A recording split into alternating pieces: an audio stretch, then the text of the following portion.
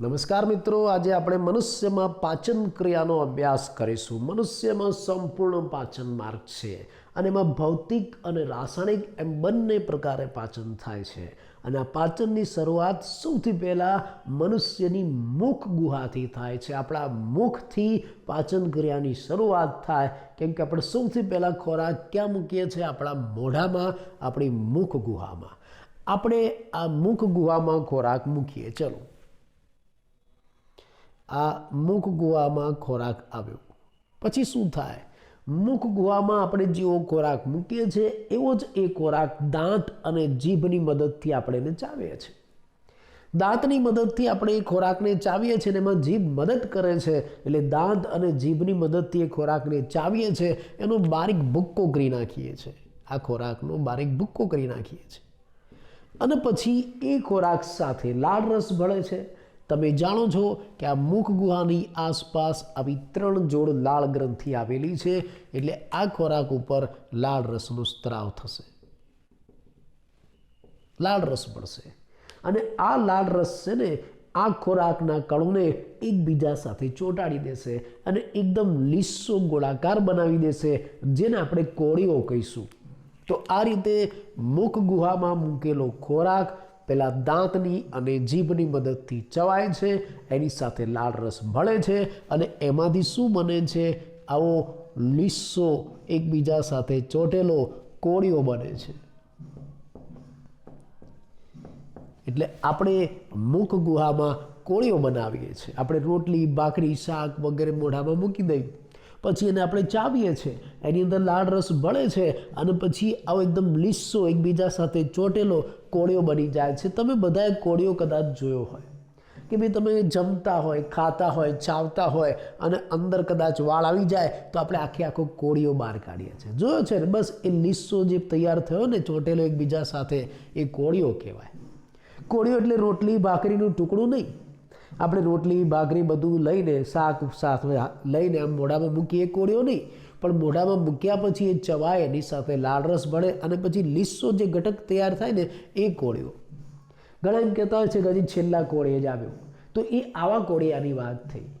બાળક નાનું હોય ને એટલે માતા એને કોળિયા આપીને ખવડાવે, કેમ કે નાનું બાળકને દાંત ન હોય, ચાવી ન શકે, એટલે માતા શું કરે? પહેલાં પોતે ચાવે, આ રીતે મોઢામાં મૂકીને ચાવે અને એનો કોળિયો તૈયાર કરે, પછી એ કોળિયો કાઢીને બાળકને આપે। આ રીતે માતા આપણને ઉછેર કરે છે। એટલે એવા કોળિયાની વાત થઈ। આપણે જે ખોરાક મોઢામાં મૂકીએ છીએ એ ખોરાક પહેલાં દાંત અને જીભની મદદથી ચવાય છે, એનો બારીક ભૂક્કો થાય છે અને પછી એ બારીક ભૂક્કો થયો, એમાં લાળ રસ ભળે છે અને આવો કોળિયો તૈયાર થાય છે। હવે આમાં લાળ રસ ભળવા, આ જે ખોરાક છે ને એની સાથે લાળ રસ ભળ્યો, એ લાળ રસ શું કરશે?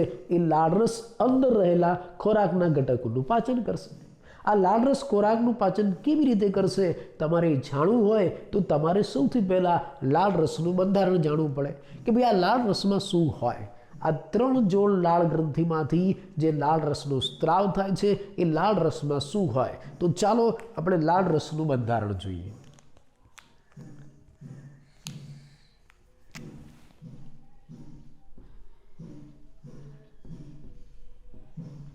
લાળ રસનું બંધારણ કે ભાઈ આ જે ખોરાક છે ચવાયો, એમાં લાળ રસ ભળ્યો અને લાળ રસની મદદથી ખોરાકનું પાચન થશે। તો એ લાળ રસમાં શું હોય? લાળ રસનું બંધારણ શું છે? તો એ લાળ રસમાં એક તો પાણી હોય, ચલો બીજું શ્લેષ્મ હોય, પાણી હોય, શ્લેષ્મ હોય, ઇલેક્ટ્રોલાઇટ હોય,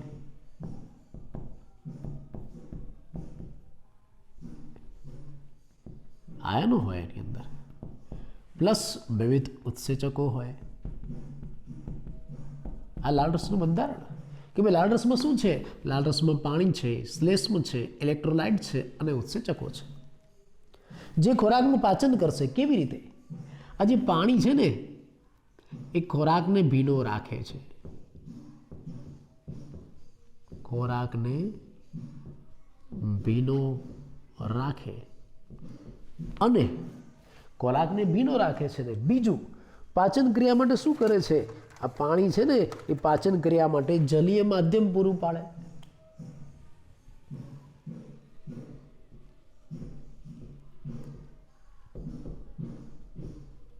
જલીય માધ્યમ પૂરું પાડે. બરાબર. શ્લેષ્મ શું કરશે? શ્લેષ્મ છે ને ખોરાકને લીસો બનાવશે. શ્લેષ્મી ખોરાકને લીસો બનાવે. ચલો ઇલેક્ટ્રોલાઇટ શું કરશે? ઇલેક્ટ્રોલાઇટમાં શું છે? ઇલેક્ટ્રોલાઇટમાં વિવિધ આયનો છે. એમાં સોડિયમ છે, પોટેશિયમ છે, ક્લોરીન છે, બાયકાર્બોનેટ છે. આવા વિવિધ આયનો છે. અને આ ઇલેક્ટ્રોલાઇટ છે ને એ આલ્કલી માધ્યમ પૂરું પાડશે.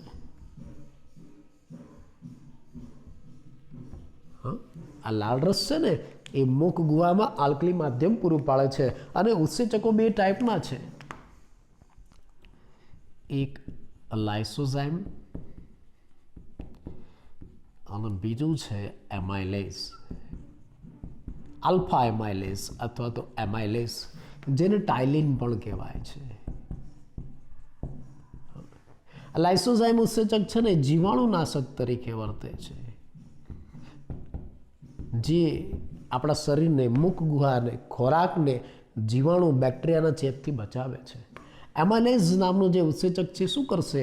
આ એમાઇલેઝ નામનો જે ઉત્સેચક છે ને એ ખોરાકમાં રહેલા કાર્બોદિતનું પાચન કરશે. આપણે જે મુખ ગુહામાં ખોરાક લીધો, આપણે જે કોળિયો બનાવ્યો, એ ખોરાકની અંદર કાર્બોદિત, પ્રોટીન, લિપિડ, ન્યુક્લિક એસિડ બધું જ છે. પણ આ એમાઇલેઝ એમાંથી ફક્ત કાર્બોદિત, સ્ટાર્ચનું પાચન કરશે. ફક્ત કાર્બોદિત એટલે કે સ્ટાર્ચનું પાચન કરશે. આ એમાઇલેઝ કાર્બોદિતનું પાચન કરીને એને ડાયસેકેરાઇડમાં ફેરવશે. ડાયસેકેરાઇડ આ કાર્બોદિતનું પાચન કરીને એને ડાયસેકેરાઇડમાં ફેરવશે. સ્ટાર્ચનું પાચન કરીને એને માલ્ટોઝમાં ફેરવશે. આ એમાઇલેઝ. એનો મતલબ કે મુખ ગુહામાં જે ખોરાક ગયો ને એનું લાળ રસની મદદથી પાચન થયું. પણ તમે જો કયા ઘટકનું પાચન થયું? ફક્ત કાર્બોદિતનું. એટલે મુખ ગુહામાં ખોરાકમાં બધું છે. આપણે મુખ ગુહામાં જે ખોરાક લીધો એ ખોરાકમાં બધું છે. એ ખોરાકમાં કાર્બોદિત છે, પ્રોટીન છે, લિપિડ છે, ન્યુક્લિક એસિડ છે, બધું જ છે. પણ એમાંથી આ લાળ રસ ખાલી કાર્બોદિતનું, સ્ટાર્ચનું જ પાચન કરે છે. લગભગ 30% સ્ટાર્ચનું પાચન આપણી મુખ ગુહામાં થાય છે. સ્ટાર્ચનું પાચન.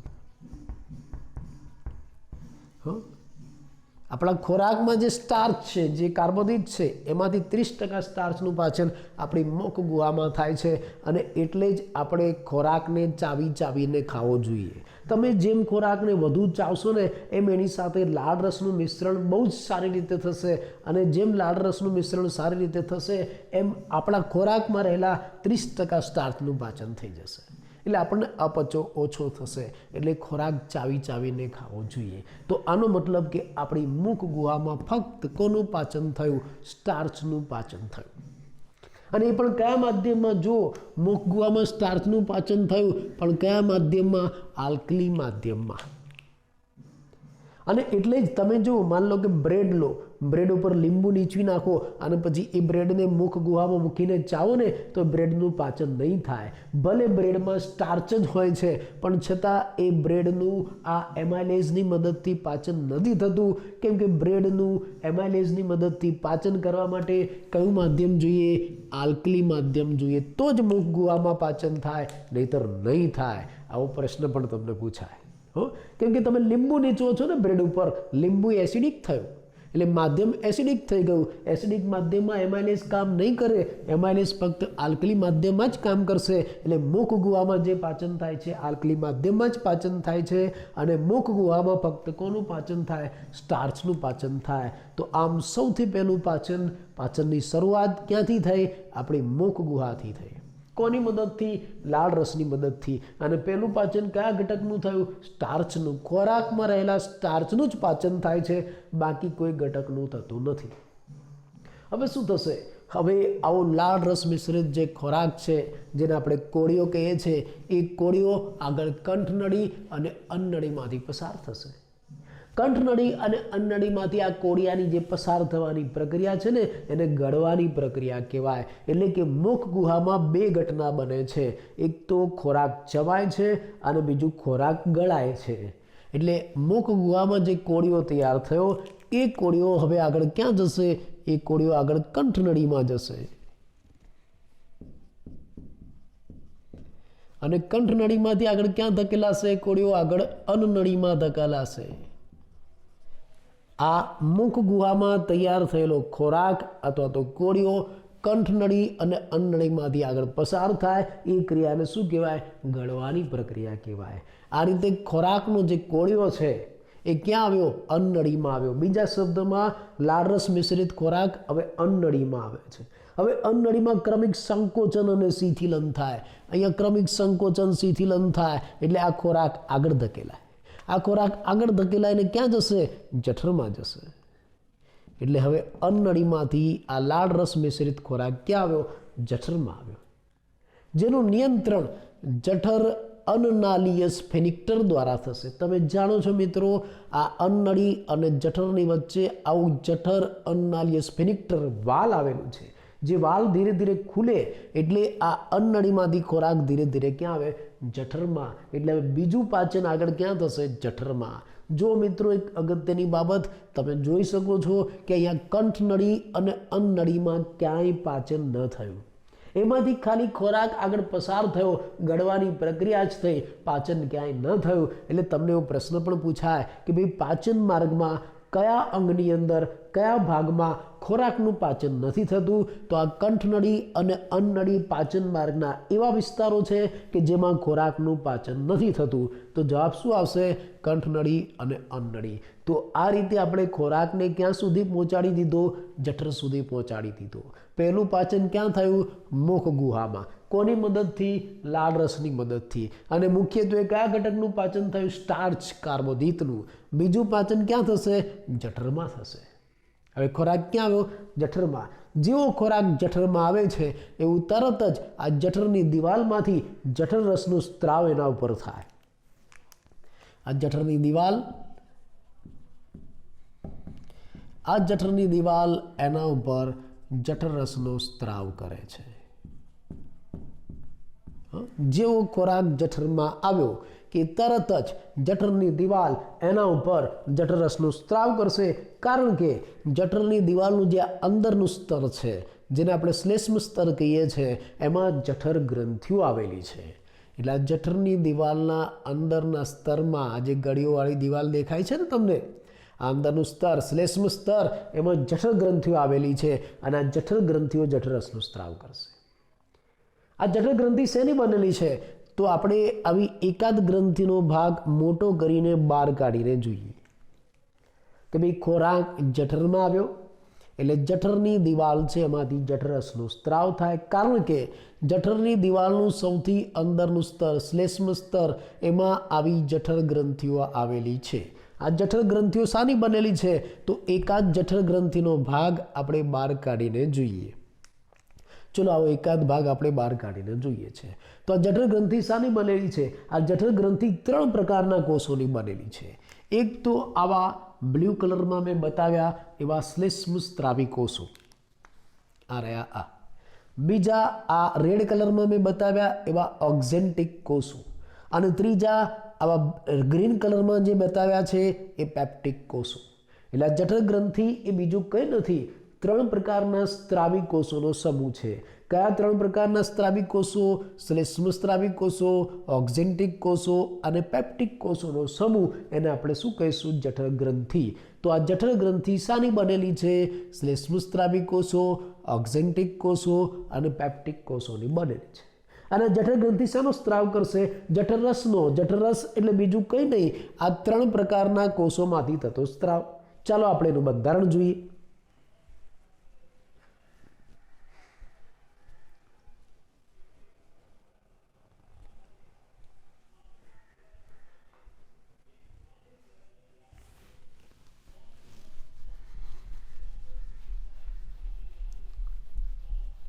જો દરેક યાદ રાખજો, હું તો કાઢી નાખું છું, બોર્ડ નાનું છે એટલે.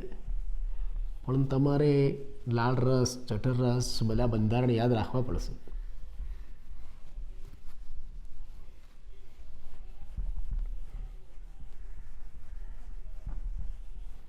ચલો બહુ સહેલું છે, ક્રમશ યાદ રાખજો. આપણા શરીરમાં બનતી ઘટના છે કે ભાઈ પહેલાં આપણે ખોરાક લીધો, ક્યાં મૂક્યો?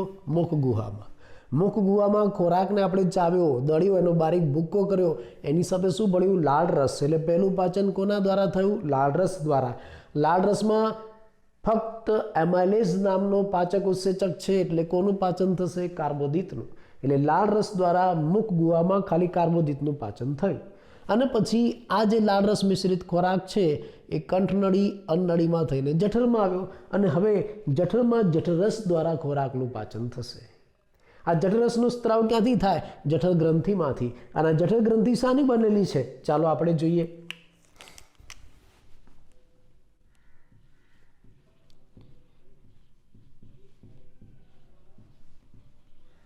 જઠર ગ્રંથિ શાની બનેલી છે?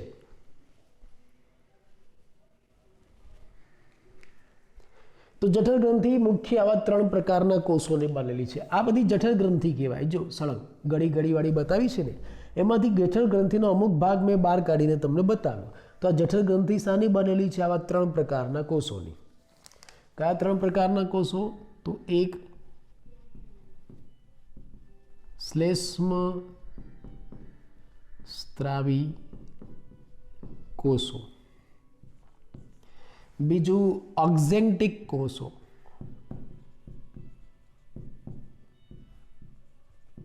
ઓક્ઝેન્ટિક કોષો, ત્રીજું આ ઓક્ઝેન્ટિક કોષો છે ને એને પરાઇટલ કોષો પણ કહેવાય છે. પરાઇટલ કોષો. ત્રીજા છે પેપ્ટિક કોષો. પેપ્ટિક કોષો. આ પેપ્ટિક કોષોને ઝાયમોઝન કોષો પણ કહેવાય છે. શબ્દ યાદ રાખજો, આ બધું એમસીક્યુમાં આવે. ઝાયમોઝન કોષો અથવા તો આ જે પેપ્ટિક કોષો છે ને મુખ્ય મેન કોષ કહેવાય છે. મુખ્ય કોષો. આ બધા અલગ અલગ નામ છે, એમસીક્યુ વગેરેમાં પૂછાતા હોય છે, એટલે યાદ રાખજો. એટલે આપણે જઠરમાં રહેલી જે જઠર ગ્રંથિની વાત કરીએ છીએ, એ જઠર ગ્રંથિ આવા 3 પ્રકારના કોષોની બનેલી છે. શ્લેષ્મસ્ત્રાવી કોષો, ઓક્ઝેન્ટિક કોષો અને પેપ્ટિક કોષો. ઓક્ઝેન્ટિક કોષો અને પરાઇટલ કોષો પણ કહેવાય, પેપ્ટિક કોષો અને ઝાયમોઝન કોષો પણ કહેવાય, અથવા તો મુખ્ય કોષો પણ કહેવાય. આ 3 કોષોનો સમૂહ શું બનાવશે? જઠર ગ્રંથિ બનાવશે. એટલે જઠર ગ્રંથિ શાની બનેલી છે? આ 1, 2 અને 3 પ્રકારના કોષોની બનેલી. અને એમાંથી થતો સ્ત્રાવ એટલે જઠર રસ. ચલો આ જઠર ગ્રંથિનું બંધારણ જોયું. હવે આપણે જઠર રસનું બંધારણ જોઈએ કે ભાઈ આ 3 પ્રકારના કોષોમાંથી થતો સ્ત્રાવ એટલે જઠર રસ. આ શ્લેષ્મ સ્ત્રાવી કોષો શાનો સ્ત્રાવ કરે? શ્લેષ્મનો સ્ત્રાવ કરે. આ ઓક્ઝેન્ટિક કોષો, આ જે પરાઇટલ કોષો છે એ શાનો સ્ત્રાવ કરે? મંદ HCl નો સ્ત્રાવ કરે. મંદ HCl. મંદ HCl પ્લસ આ ઓક્ઝેન્ટિક કોષો છે એ કેસલ્સ એન્ટ્રિક્સિંગ ફેક્ટરનો પણ સ્ત્રાવ કરે છે. કેસલ્સ એન્ટ્રિન્સિક ફેક્ટર. આ જે ઓક્ઝેન્ટિક કોષો છે જેને આપણે પરાઇટલ કોષો કહીએ છીએ, એ મંદ HCl વત્તા કેસલના આંતરિક કારકો, ગુજરાતી કરવું હોય તો કેસલના આંતરિક કારકોનો સ્ત્રાવ કરે છે. આ કેસલના આંતરિક કારકો છે ને એનો ઉપયોગ અભિશોષણમાં થાય. વિટામિન B12ના અભિશોષણમાં કેસલના આંતરિક કારકોનો ઉપયોગ થાય. અહીંયા પાચનમાં ઉપયોગ નથી થતો, પણ આ સ્ત્રાવ કરે છે. આ ઓક્ઝેન્ટિક કોષો મંદ HCl નો સ્ત્રાવ કરે. મંદ HCl પાચનમાં કામ કરે છે, પણ આ મંદ HCl ની સાથે સાથે આ ઓક્ઝેન્ટિક કોષો કેસરના આંતરિક કારકનો સ્ત્રાવ પણ કરે. એ પાચનમાં ઉપયોગી નથી, એ અભિશોષણમાં ઉપયોગી છે. એ B12 નું અભિશોષણ કરાવે, પણ એનો સ્ત્રાવ આની સાથે જ થાય છે. એટલે અહીંયા મેં લખીને બતાવ્યું છે. બરાબર. એટલે આ શ્લેષ્મ સ્ત્રાવી કોષો શ્લેષ્મનો સ્ત્રાવ કરે. ઓક્ઝેન્ટિક કોષો અથવા તો પરાઇટલ કોષો એ મંદ HCl નો સ્ત્રાવ કરે. અને પેપ્ટિક કોષો એ મુખ્ય કોષ કહેવાય, ઝાયમોઝન કોષ કહેવાય. એ જઠરના મુખ્ય ઉત્સેચકનો સ્ત્રાવ કરે છે, એ પેપ્સિનોજનનો સ્ત્રાવ કરે છે. પેપ્સિનોજન એક નિષ્ક્રિય પ્રોટીઓલાઇટિક ઉત્સેચક છે, પ્રોટીનનું પાચન કરતો નિષ્ક્રિય ઉત્સેચક છે. એક અગત્યની બાબત, પાચન માર્ગમાં મોટે ભાગે પ્રોટીનનું પાચન કરતા ઉત્સેચકો નિષ્ક્રિય સ્વરૂપે જ હોય, કારણ કે જો આ ઉત્સેચકો સક્રિય સ્વરૂપે હોય ને તો પાચન માર્ગનું જ પાચન થઈ જાય. એટલે મોટે ભાગે પાચન માર્ગમાં પ્રોટીનનું પાચન કરતા ઉત્સેચકો નિષ્ક્રિય સ્વરૂપે હોય છે. એટલે પેપ્ટિક કોષો પ્રોટીનનું પાચન કરતા એક ઉત્સેચક પેપ્સિનોજનનો સ્ત્રાવ કરે છે, જેનું નિષ્ક્રિય સ્વરૂપ છે. તો જઠરરસમાં શું થયું? જઠરરસમાં શ્લેષ્મ સ્ત્રાવી કોષોમાંથી સ્ત્રાવ પામતું શ્લેષ્મ છે, ઓક્ઝેન્ટિક કોષોમાંથી સ્ત્રાવ પામતો HCl છે, અને પેપ્ટિક કોષોમાંથી સ્ત્રાવ પામતો પેપ્સિનોજન છે. એનો મતલબ કે જઠરરસ શાનું બનેલું છે? શ્લેષ્મ, મંદ HCl અને પેપ્સિનનું બનેલું છે આ જઠરરસ. હવે જઠરરસ કામ શું કરશે? ચલો એનું કાર્ય આપણે જોઈએ. પહેલાં આપણે જઠર ગ્રંથિનું બંધારણ જોયું કે આ 3 પ્રકારના કોષ એટલે જઠર ગ્રંથિ. પછી જઠરરસનો સ્ત્રાવ જોયો કે આ 3 કોષોમાંથી થતો સ્ત્રાવ એટલે જઠરરસ. અને જઠરરસ શું કામ કરશે? તો ત્રણેયનું કાર્ય જોઈ લઈએ. શ્લેષ્મ શું કામ કરે છે? આ જે શ્લેષ્મ છે ને એ જઠરની દિવાલનું સૌથી અંદરનું શ્લેષ્મ સ્તર છે ને એનું ઊંજણ કરે છે, એનું રક્ષણ કરે છે. શ્લેષ્મ સ્તરનું ઊંજણ કરે છે, લુબ્રિકેટિંગ, ઊંજણ કરે છે. અને આ શ્લેષ્મ સ્તરને સાંદ્ર HCl થી રક્ષણ આપે છે.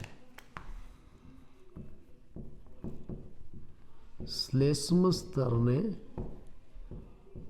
સાંદ્ર HCl થી રક્ષણ આપે. આ જે શ્લેષ્મ સ્ત્રાવી કોષો છે એમાંથી જે શ્લેષ્મનો સ્ત્રાવ થયો જઠરરસમાં રહેલો આ શ્લેષ્મ શું કામ કરશે?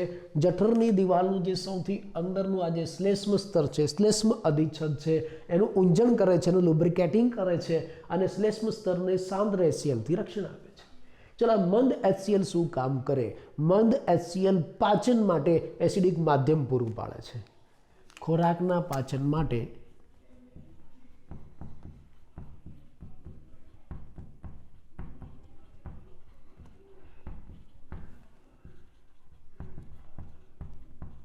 એસિડિક માધ્યમ પૂરું પાડે છે. કેમ? કેમ કે જઠરમાં ખોરાકનું પાચન એસિડિક માધ્યમમાં થાય. એટલે HCl જે ખોરાકના પાચન માટે એસિડિક માધ્યમ પૂરું પાડે, લગભગ 1.8 pH જેટલું માધ્યમ પૂરું પાડે છે આ મંદ HCl. બીજું, આ મંદ HCl છે ને એ ખોરાકના પાચન માટે એસિડિક માધ્યમ તો પૂરું પાડે જ છે, સાથે સાથે આ જે પેપ્સિનોજન નિષ્ક્રિય સ્વરૂપે છે એને સક્રિય પણ કરે છે. એટલે આ જે HCl છે ને, મંદ HCl એ નિષ્ક્રિય પેપ્સિનોજનને સક્રિય પેપ્સિનમાં ફેરવશે. એટલે હવે આ સક્રિય થાય. આ પેપ્ટિક કોષો, આ ઝાયમોજન કોષો, એમાંથી જે નિષ્ક્રિય પેપ્સિનોજનનો સ્ત્રાવ થાય છે એ નિષ્ક્રિય પેપ્સિનોજન આ HClની મદદથી સક્રિય થાય છે. અને આ સક્રિય પેપ્સિન શું કરશે? આ સક્રિય પેપ્સિન છે ને એ ખોરાકમાં રહેલા પ્રોટીનનું પાચન કરશે.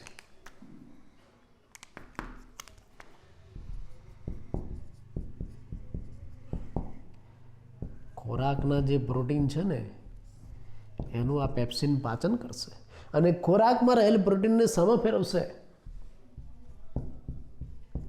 પેપ્ટોન્સ અને પ્રોટીઓજીસમાં ફેરવશે. પેપ્ટોન્સ અને પ્રોટીઓજીસમાં ફેરવશે. એટલે આમ જઠરમાં મુખ્યત્વે પ્રોટીનનું પાચન થયું. એમ તો જઠરમાં થોડું ઘણું લાઇપેઝ ઉત્સેચક પણ છે. થોડું ઘણું લાઇપેઝ જઠરની અંદર છે, પણ અંશતઃ થોડું ઘણું, વધારે સક્રિય નહીં. નબળો લાઇપેઝ છે. જઠરમાં નબળો લાઇપેઝ ઉત્સેચક પણ છે. જઠરમાં જે નબળો લાઇપેઝ એટલે કહીએ છીએ કે લાઇપેઝ લગભગ આલ્કલી માધ્યમમાં સક્રિય હોય અને જઠરમાં તો એસિડિક માધ્યમ છે એટલે આ લગભગ ઓછો સક્રિય હોય છે. એ શું કરે છે? અને બીજું, લાઇપેઝ છે ને એ તૈલોદીકરણ પામેલ ચરબી હોય ને એનું જ પાચન કરે. પણ આપણે જે ખોરાક લઈએ છીએ ને એમાં 1% એવું લિપિડ છે, એવી ચરબી છે કે જે પહેલેથી તૈલોદીકરણ પામેલી છે.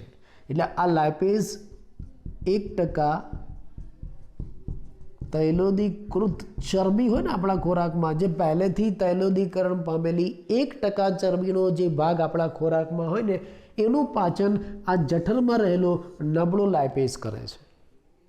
એટલે જઠરમાં આમ જોવા જઈએ ને તો મુખ્યત્વે પ્રોટીનનું જ પાચન થાય છે, પણ 1%થી પણ ઓછું અમુક એવી ચરબી છે જે પહેલેથી તૈલોદીકૃત છે, તૈલોદીકરણ પામેલી છે, એવી ચરબીનું પાચન આ નબળો લાઇપેઝ કરશે. તૈલોદીકરણ એટલે શું આગળ તમને સમજાવીશ. એટલે આ રીતે આ જે જઠરરસ છે ને એમાં શું હોય, જઠરરસમાં શ્લેષ્મ હોય, મંદ એસસીએલ હોય, પેપ્સિનોજન હોય અને થોડો ઘણો નબળો લાઇપેઝ પણ હોય છે. એટલે તમે જોવા જાઓ તો જઠરમાં મુખ્યત્વે કોનું પાચન થયું? પ્રોટીનનું. એટલે જુઓ તમે, મુખ ગુહામાં મુખ્યત્વે કોનું પાચન થયું? કાર્બોદિતનું. જઠરમાં કોનું પાચન થયું? પ્રોટીનનું. તો બાકી બધો ખોરાક હજી પાચન કરવાનો બાકી છે. કાર્બોદિત અને પ્રોટીનનું જ થયું. એમાં કાર્બોદિતનું ખાલી 30% જ થયું, 70% કાર્બોદિતનું હજી પાચન કરવાનું બાકી છે. પ્રોટીનનું પાચન થયું અને ચરબીનું તો હાવ થોડું થયું, બિલકુલ ઓછું થયું. તો હજી ઘણા બધા ઘટકો આગળ પાચન થવાના બાકી છે. એટલે આ રીતે જઠરમાં સંપૂર્ણ પાચન નથી થતું. જઠરમાં સંપૂર્ણ પાચન નથી થતું. જઠરમાં આ ખોરાક લગભગ 4 થી 5 કલાક સુધી પડ્યો રહે છે અને 4 થી 5 કલાક સુધી જઠરની દિવાલ પાછી જાડી છે એટલે ખોરાકને વલોવે છે. એની સાથે બરાબર આ જઠરરસ ભળે છે અને 4 થી 5 કલાક સુધી ખોરાકનું પાચન થાય છે, છતાં સંપૂર્ણ પાચન નથી થતું. અડધું પાચન થાય છે. અર્ધપાચિત, અર્ધપ્રવાહી ખોરાક તૈયાર થાય છે. જઠરમાં પાચનના અંતે અર્ધપાચિત, અર્ધપ્રવાહી અને અમ્લ એટલે કે એસિડિક ખોરાક તૈયાર થાય છે.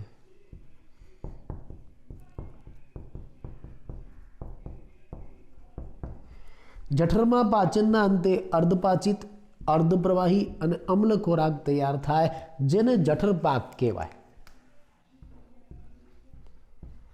જઠરપાક અથવા તો બીજા શબ્દોમાં આમ પાક. આમ એટલે કેરી નહીં, આમ એટલે એસિડિક પાક કહેવાય છે. એટલે જઠરમાં ખાલી પ્રોટીનનું જ પાચન થયું અને 1%થી પણ ઓછું લિપિડનું પાચન થયું. લગભગ 4 થી 5 કલાક સુધી ખોરાક જઠરમાં પડ્યો રહે છે, પણ સંપૂર્ણ પાચન નથી થતું, અડધું પાચન થાય. અર્ધપાચિત, અર્ધપ્રવાહી અને અમ્લ ખોરાક તૈયાર થાય, જેને જઠરપાક અથવા તો આમ પાક કહીએ છીએ. જ્યારે આપણને ઉલટી થાય ને ત્યારે આ જઠરપાક બહાર આવે છે અને એટલે જ તમને ઉલટી ખાટી લાગે, કેમ કે અમ્લ એસિડ છે. તમે બધાએ સ્વાદ ચાખ્યો જોઈએ, ચાખવો જ પડે ને, મોઢામાંથી બહાર આવે છે. એટલે ઉલટી થાય ને ત્યારે આ જઠરપાક બહાર આવે છે. બીજું ઘણી વખત શું થાય, ઘણી વખત છે ને આ જઠરપાક છે ને અન્નનળીમાં ઉપર ખેંચાય. અમુક તમે એવું ખાવાનું ખાઈ લો અથવા તો બરાબર પાચન ન થયું હોય તો આ જઠરપાક છે ને આમ અન્નનળીમાં ખેંચાય એટલે અન્નનળીમાં તમને બળતરા થાય, જેને હાર્ટ બર્ન કહેવાય છે. હાર્ટ બર્ન, હાર્ટ બર્ન કહેવાય છે અથવા તો પાયરોસિસ કહેવાય છે. અને ત્રીજું એક નામ જે તમે બધા જાણો છો, હાઇપર એસિડિટી. અને ઘણા છાતીમાં બળતરા થતી, વાસ્તવમાં છાતીમાં નથી થતી, છાતીમાંથી જે અન્નનળી પસાર થાય ને એમાં બળતરા થાય. કેમ બળતરા થાય? તમારો જઠરપાક ઉપર ચડી ગયો, ઉપર ખેંચાઈ ગયો એટલે તમને અન્નનળીમાં બળતરા થાય છે. એસિડિટી, હાઇપર એસિડિટી કહીએ આપણે એને. હાર્ટ બર્ન કહેવાય અથવા તો પાયરોસિસ કહેવાય છે. એટલે ઉલટી થાય ત્યારે આ જઠરપાક બહાર આવે છે. ઘણી વખત આ જઠરપાક છે અન્નનળીમાં ઉપર ચડે છે, ખેંચાય છે, તો એમાં બળતરા થાય, જેને હાર્ટ બર્ન કહેવાય અથવા તો પાયરોસિસ કહેવાય અથવા તો હાઇપર એસિડિટી કહેવાય છે. બીજી એક બાબત કે ભાઈ નાના બાળક છે ને એના જઠરરસમાં એક વધારાની વસ્તુ છે.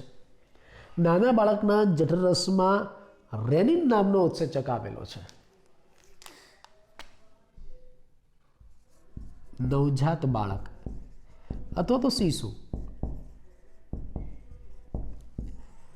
નવજાત બાળક અથવા તો શિશુ છે એના જઠરરસમાં રેનિન નામનો પ્રોટીયોલાઇટિક, પ્રોટીનનું પાચન કરતો ઉત્સેચક આવેલો છે. અને રેનિન શું કરે છે? આ રેનિન દૂધમાં રહેલ પ્રોટીનનું પાચન કરે. નાનું બાળક, નવજાત બાળક છે જે સ્તનપાન કરે છે, માતાના દૂધમાંથી પોષણ મેળવે છે, એટલે દૂધમાં એક મિલ્ક પ્રોટીન કેસીન રહેલું હોય છે. દૂધમાં મિલ્ક પ્રોટીન હોય છે એ મિલ્ક પ્રોટીનને કેસીન કહેવાય છે. એટલે નાના બાળકમાં આ જે રેનિન રહેલો છે ને એ રેનિન આ કેસીનનું પાચન કરશે. નાના બાળકમાં જે નવજાત બાળક છે, શિશુ છે, એના જઠરરસમાં રેનિન નામનો પ્રોટીયોલાઇટિક ઉત્સેચક રહેલો છે, જે મિલ્ક પ્રોટીન કેસીન, દૂધમાં રહેલું પ્રોટીન કેસીન છે એનું પાચન કરે છે, એનું જળ વિભાજન કરે અને પેરાકેસીન બનાવે છે. પેરાકેસીન, અને આ પેરાકેસીન છે ને એનું આપોઆપ કેલ્શિયમના ક્ષાર સાથે અવક્ષેપન થાય છે, એટલે કેલ્શિયમ પેરાકેસિનેટ બને છે.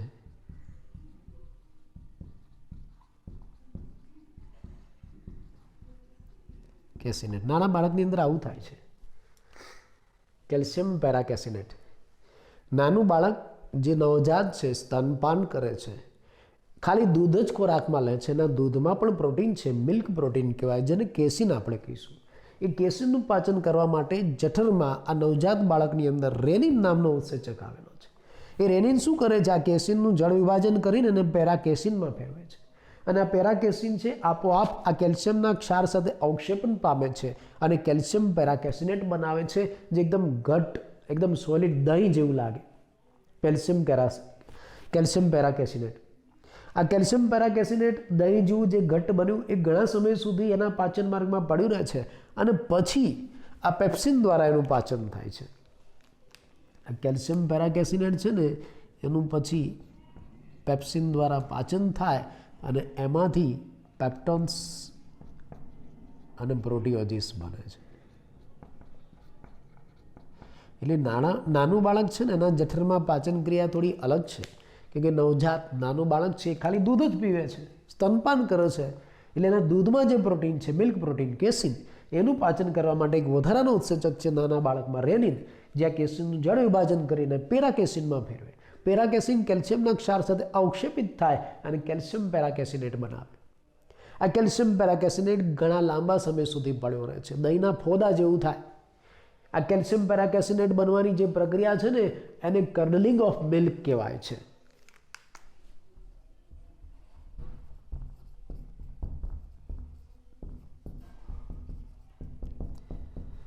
કર્ડલિંગ ઓફ મિલ્ક, દહીં જામવાની પ્રક્રિયા. એટલે તમે જો નાનું બાળક છે ને સ્તનપાન કરેલું હોય, પછી ઘણી વખત એના મોઢામાંથી ફોદા નીકળે દહીં જેવા, એ આ કેલ્શિયમ પેરાકેસિનેટ છે. અને પછી એ કેલ્શિયમ પેરાકેસિનેટ છે એનું પેપ્સિનની મદદથી પાચન થાય, પેપ્ટોન્સ અને પ્રોટીઓજીસ બને.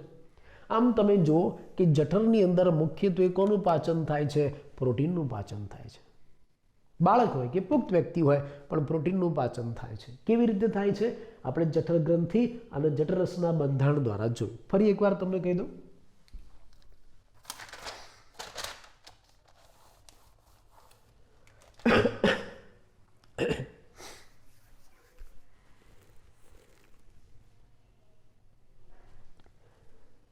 કે ભાઈ ખોરાક ક્યાં આવ્યો? જઠરમાં આવ્યો. જઠરમાં જે ખોરાક આવ્યો તરત જ એની ઉપર આવા જઠરરસનો સ્ત્રાવ થયો જઠરની દિવાલમાંથી, કેમ કે જઠરની દિવાલમાં શું છે? આવી જઠર ગ્રંથિ છે.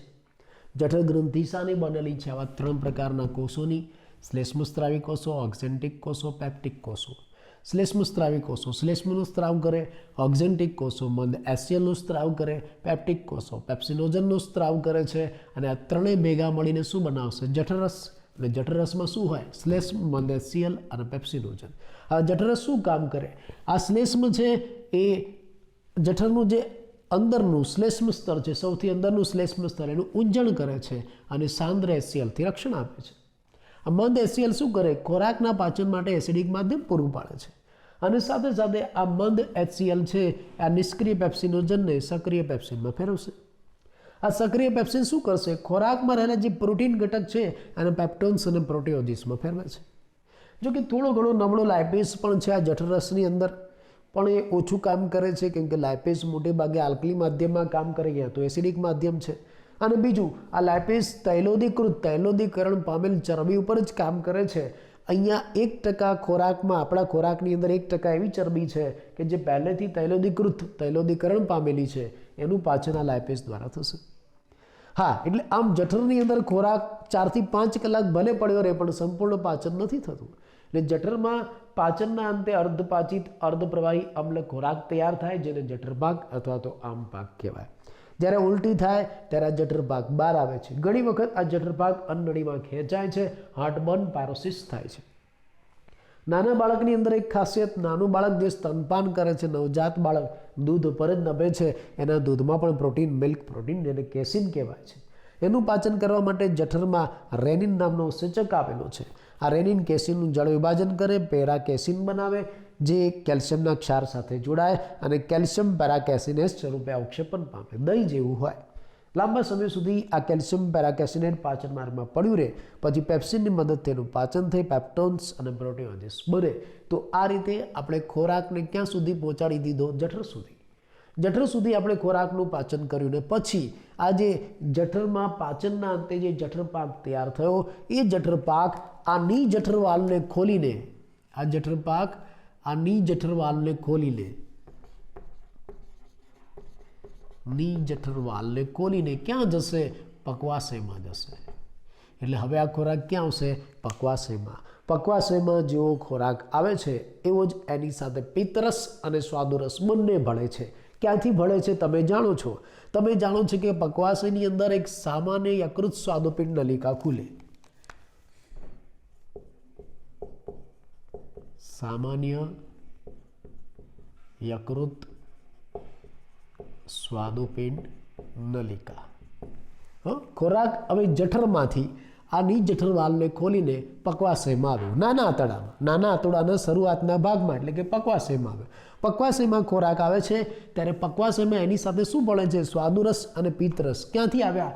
સામાન્ય યકૃત સ્વાદુપિંડ નલિકામાંથી સ્વાદુરસ અને પિત્તરસ આ ખોરાક ઉપર ઠલવાય છે. એટલે હવે આ ખોરાકનું પાચન સ્વાદુરસ અને પિત્તરસ દ્વારા થશે. કેવી રીતે થશે આપણે નેક્સ્ટ લેક્ચરમાં જોઈશું.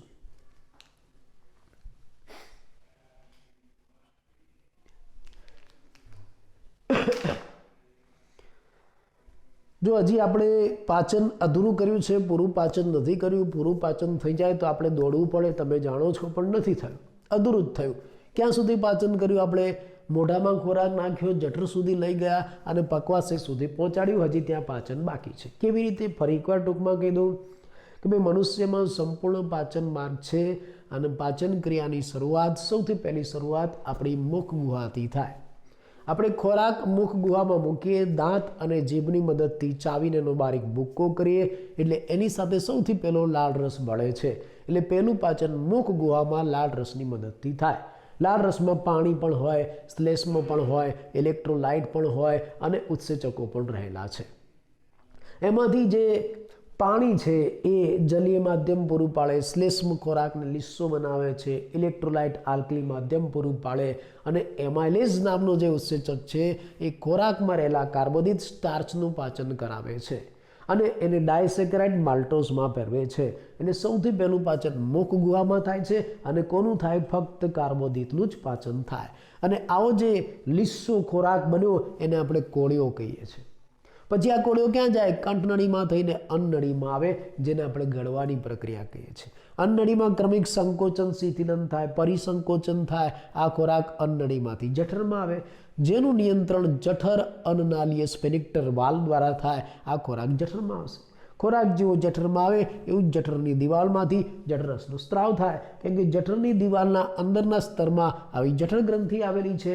જઠર ગ્રંથિ શાની બનેલી છે? 3 પ્રકારના કોષોની: શ્લેષ્મસ્ત્રાવી કોષો, ઓક્ઝેન્ટિક કોષો અને પેપ્ટિક કોષો.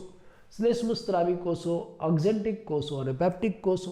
ઓક્ઝેન્ટિક કોષો અને પેરાઇટલ કોષો પણ કહેવાય.